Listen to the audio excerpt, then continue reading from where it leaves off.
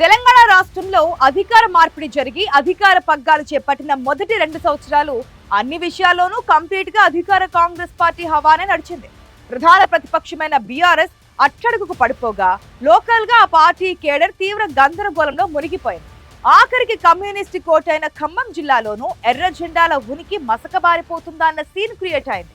ఇప్పుడు 2.5 ఏళ్లు పూర్తి కాబోతున్న తరుణంలో ప్రతిపక్ష విపక్ష పార్టీలు మళ్లీ జూలు విదుల్చుతున్నాయి.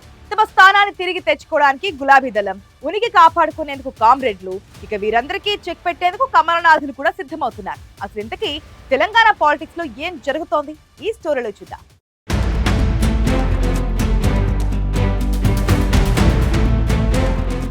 తెలంగాణలో అధికార మార్పిడి జరిగిన కొత్తలోనే ఉమ్మడి ఖమ్మం జిల్లా వ్యాప్తంగా బీఆర్ఎస్ పార్టీ నుండి భారీ ఎత్తున అధికార కాంగ్రెస్ లోకి నాయకత్వ వలసలు సాగాయి. టాప్ లీడర్లంతా కండువాలు మార్చేయడంతో గత 2.5 ఏళ్లుగా జిల్లా గులాబీ తోటలో కంప్లీట్ గా జోష్ తగ్గిపోయింది. అడపాదడపా ప్రెస్ మీట్లు తప్పితే కేడర్ను రోడ్డుపైకి తెచ్చే బలమైన పొలిటికల్ యాక్టివిటీ ఎక్కడా జరగలేదు. కానీ గత నెల రోజులుగా ఇక్కడ బీఆర్ఎస్ లీడర్షిప్ లో ఊహించని మార్పు వచ్చింది.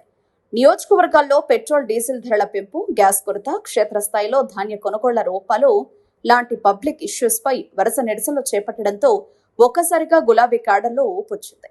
ముఖ్యంగా పోలవరం ప్రాజెక్టు వల్ల గోదావరి బ్యాక్ వాటర్ తో జిల్లాకు జరిగే ముప్పు ప్రమాదాన్ని అంచనా వేసేందుకు వచ్చిన కేంద్ర నిపుణుల కమిటీ ముందు జిల్లా రైతాంగం తరపున గట్టిగా వాదనలు వినిపించడంలో మాజీ విప్ రేఖా కాంతారావు సూపర్ సక్సెస్ అయ్యారని, ఇష్యూ ద్వారా బీఆర్ఎస్ మళ్లీ ప్రజల్లోకి బలంగా వెళ్లిందనే చర్చ లోకల్ గా నడుస్తోంది.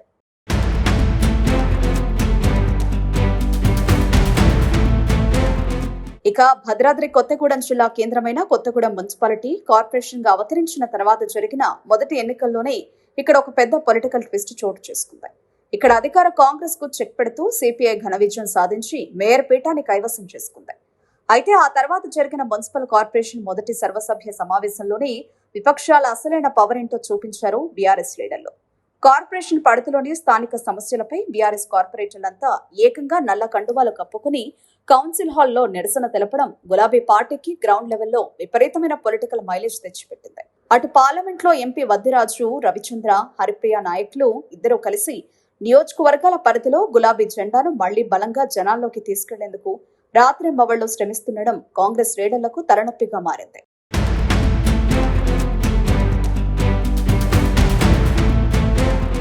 మరోవైపు కొత్తగూడెం అసెంబ్లీ నియోజకవర్గం నుండి సిపిఐ రాష్ట్ర కార్యదర్శి కోనంనేని సాంబశివరావు ఘన విజయం సాధించిన తర్వాత జిల్లాలో కమ్యూనిస్టు పార్టీ క్రమంగా తన పూర్వ వైభవం దిశగా అడుగులు వేస్తోంది. ఇటీవల జరిగిన అత్యంత ప్రతిష్టాత్మక సింగరేణి గుర్తింపు సంఘం ఎన్నికల్లోనూ ఏటీయూసీ ద్వారా జెండా ఎగరేసి అటు కొత్తగూడెం కార్పొరేషన్లోనూ మేయర్ పదవిని కైవసం చేసుకుని సిపిఐ రాష్ట్ర వ్యాప్తంగా ఒక పెద్ద సంచలనం సృష్టించింది. ఒక కొత్తగూడెంలోనే కాకుండా టోటల్ తెలంగాణ వ్యాప్తంగా ఎర్ర జెండాకు నయా ఊపు తీసుకురావడంలో కోనంనేని తనదైన మార్కు చాణక్యాన్ని ప్రదర్శించారు.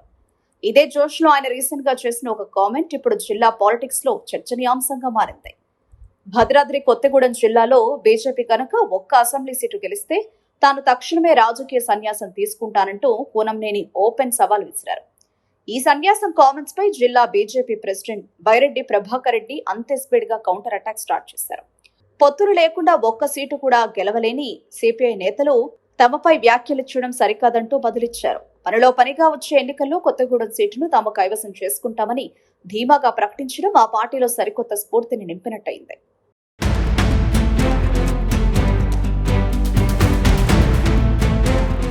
నిజానికి పోరాటాల బాటలో కమ్యూనిస్టులకు ఆది నుంచి భద్రాద్రి కొత్తగూడెం జిల్లా ఒక పటిష్టమైన కోట లాంటిది. ఇక్కడ కేవలం సిపిఐ, సిపిఎం మాత్రమే కాదు, CPI, mass line, new democracy గ్రూపులకు కూడా తిరుగులేని క్యాడర్ బేస్ ఉంది. తమ సత్తా ఏంటో పాలకులకు చూపించడానికి కామ్రేడ్లు ఇప్పుడు లైన్ క్లియర్ చేసుకుంటున్నారు. ఇందులో భాగంగానే సిపిఐ మాస్ లైన్ అనుబంధ రైతు సంఘమైన ఏయుకేఎస్ జాతీయ స్థాయి మహాసభలను గత నెలలోనే ఇల్లందు వేదికగా 3 రోజుల పాటు భారీ ఎత్తున నిర్వహించి దేశవ్యాప్త లీడర్ల దృష్టిని ఆకర్షించారు.